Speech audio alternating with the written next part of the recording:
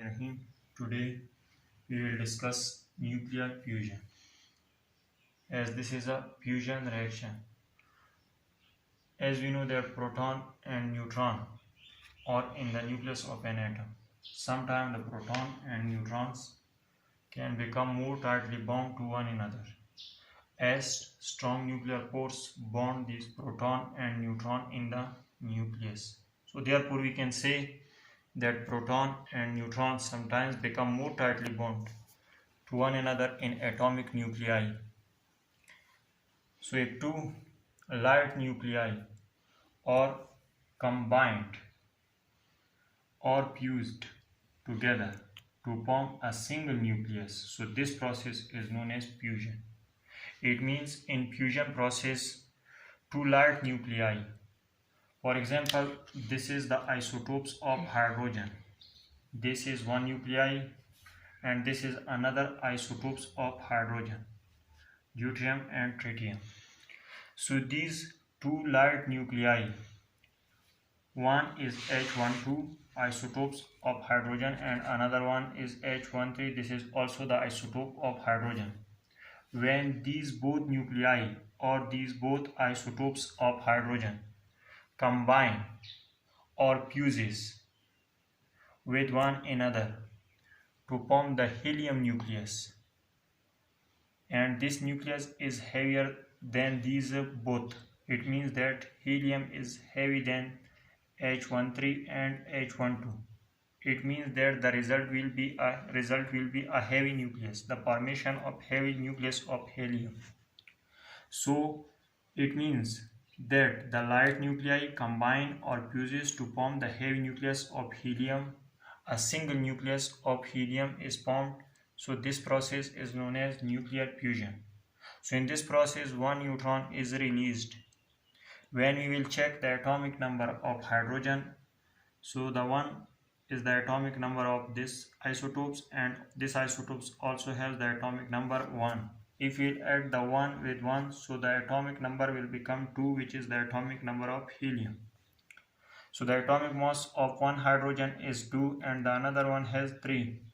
So if we will add 2 with 3, now it becomes 5. So why it is not a 5? It means that helium has the atomic mass 4.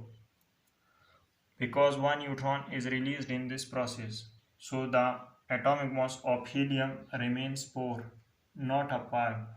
Why? Because in this process one neutron is released and energy is also released in the fusion process. So this reaction is also known as thermonuclear reaction. So why it is known as a thermonuclear reaction? Because in this reaction thermal energy has to be supplied before the energy can be released in this process. It means for starting this process energy is supplied from the external source. So from where the energy is supplied to start this reaction? So uncontrolled fission reaction, as we have explained fission reaction in next video. So fission reaction will supply heat energy for the starting this fusion reaction. It means that the starting energy in the form of heat is supplied by the uncontrolled fission reaction. So the uncontrolled fission reaction will supply energy to this reaction and this reaction will start then. So the example of fusion reaction in this universe is the sun. So sun is powered by the fusion reaction. It means that in sun the fusion reaction occurs. As we know that large amount of energy is released in fusion reaction. That is why the sun provides us lot of heat energy. As the sun is far away from us, from the earth, but the sun gives lot amount of heat energy. It means sun is very hot. Its temperature is surface temperature is near to 5000 degrees Celsius. So the sun is powered by the fusion reaction. It means that in fusion reaction large amount of energy is released. Fusion occurs in the sun. So when man experiments with uncontrolled fusion reaction have result in hydrogen bomb. So it means that man experiment with uncontrolled fusion reaction resulted in hydrogen bomb. So hydrogen bomb, lot amount of energy is released.